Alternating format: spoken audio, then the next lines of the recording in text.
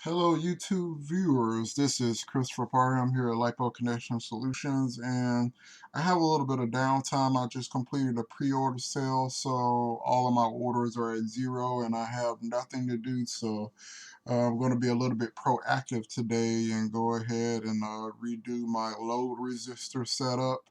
Right here on the desk I have two load resistors in parallel. They're two 300 ohm resistors that are half a ohm a piece, and when you put them in parallel it brings it down to 0.25 ohms. And whenever I put this on a 12-volt power supply, it puts about a 650 watt load or 45 amp, give or take a few amps or give or take a few watts. But this is after a year of testing and submersion in water.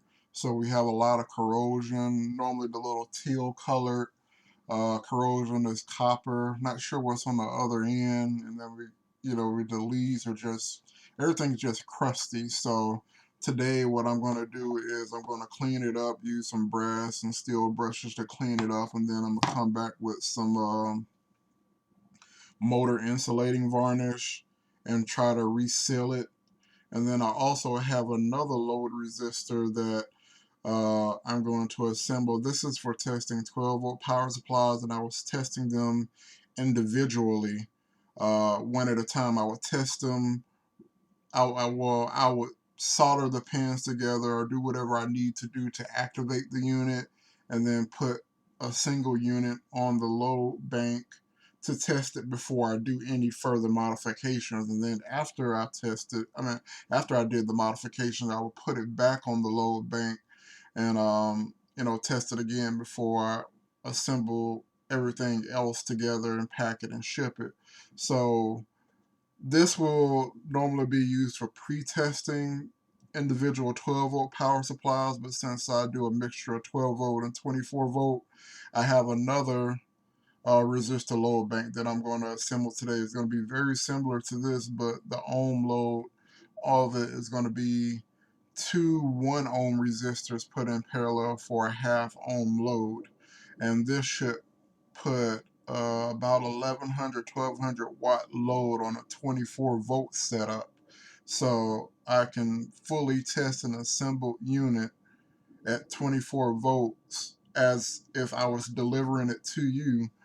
Before I put it in the box, I can test it at 24 volts instead of individually testing each unit at 12 volts. So that's going to be a huge step for me in being thorough with my quality checks and everything. I used to have like a 3 gallon bucket or whatever that I used to have this in. I'm going to go to Home Depot and get me a nice 5 gallon bucket. One reason is so I can put a lid on it and hopefully reduce the amount of times I have to refill the bucket. When I'm working all the day, I can fill about, I would say about 2 to 3 gallons if I'm working from 6 o'clock to 5 o'clock testing power supplies and everything. It'll actually steam off about 2 gallons of water. So what I'm gonna do is create a lid, and hopefully when it steams up, it'll condense on the lid and drop back down. There'll still be some water escaping, but not as much. And then also, it'll take longer to heat a 5 gallon bucket of water than a 2 or 3 gallon bucket of water.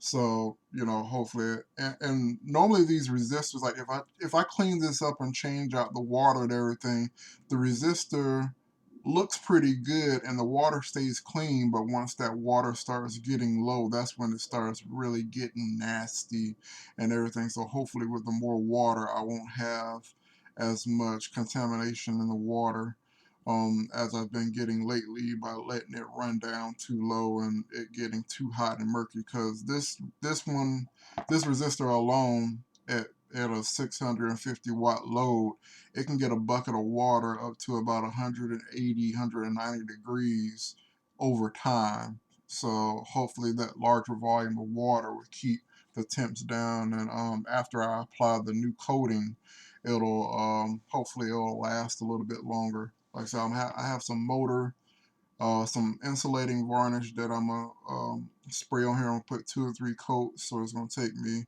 probably all day to spray it, let it cure a little bit, and then spray another coats.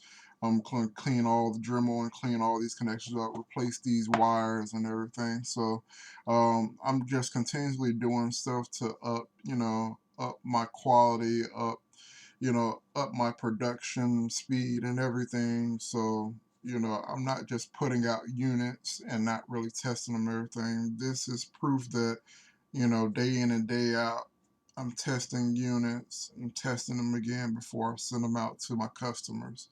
So this is my project the other day. I'm gonna do some follow-up videos just to show how this is coming along. I'm gonna show this fully restored, and then I'm gonna show the new 24-volt load resistor assembled and ready to go.